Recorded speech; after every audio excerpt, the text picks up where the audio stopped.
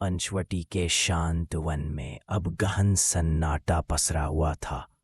सीता के हरण के बाद उनकी कुटिया सूनी थी और हर पेड़ पौधा उदास लग रहा था।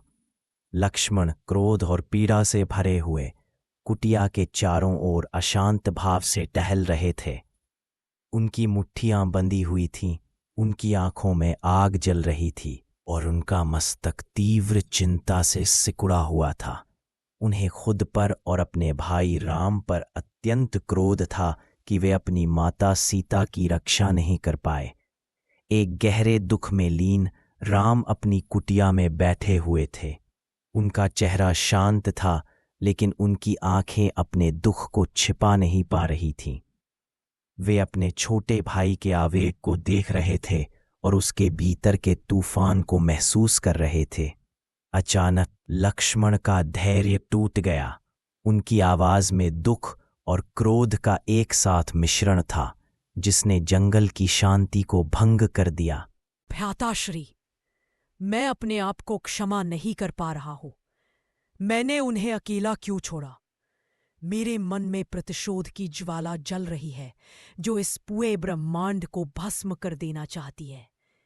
मैं अपने बाणों से इस पृथ्वी को, आकाश को, हर उस जीव को नष्ट कर दूंगा जो हमारी माता सीता को वापस नहीं ला सकता। मुझे आज्ञा दे, मैं क्रोध से इस पूरी दुनिया को समाप्त कर दूंगा। राम ने धीरे से अपनी जगह से उठकर लक्ष्मण के कंधे पर हाथ रखा। उनका स्पर्श इतना शांत था कि लक्ष्मण के शरीर में कंपन पैदा हो गई। राम की आंखों में लक्ष्मण के लिए गहरा प्रेम और करुणा थी। सौम्य लक्ष्मण, मैं तुम्हारी पीड़ा और तुम्हारे क्रोध को समझता हूं।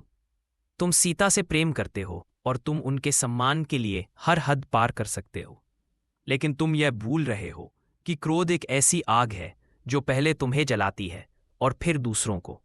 यह हमारी शक्ति का नाश करता है, ना कि उसे बढ़ाता है। राम ने फिर लक्ष्मण को धैर्य का महत्व समझाते हुए यह श्लोक सुनाया।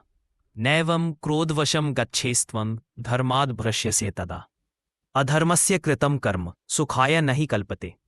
अर्थ, क्रोध के वश में होकर धर्म से विचलित मत हो। क्रोध में किया गया कोई भी अधर्म का कार्य कभी सुखदायी नहीं होता। देखो, तुम्हारी शक्ति और वीरता का उपयोग क्रोध के वश में नहीं, बल्कि विवेक और धर्म के मार्ग पर होना चाहिए। हमें अपनी बुद्धि को शांत रखकर यह पता लगाना होगा कि सीता कहाँ है। हमें अपनी शक्ति का उपयोग उन्हें खोजने और दुष्टों को दंडित करने में करना है, न कि इस सृष्टि को नष्ट करने में। धैर्य से ही हमें मार्ग मिलेगा और विवेक से ही हम उस मार्ग पर चलेंगे। लक्ष्मण ने अपने भाई की ओर देखा। राम के शांत चेहरे और उनकी आंखों की गहराई में उन्हें वह रास्ता दिख रहा था जिसे क्रोध ने उनकी आंखों से ओझल कर दिया था। उनका क्रोध धीरे धीरे शांत होने लगा और उसकी जगह एक नया संकल्प जागा। उन्होंने अपने भाई के सामने सिर झुकाया, अपनी मुट्ठियां खोलीं और उनके मन में सीता को खोजने का नया निश्चय भर गया।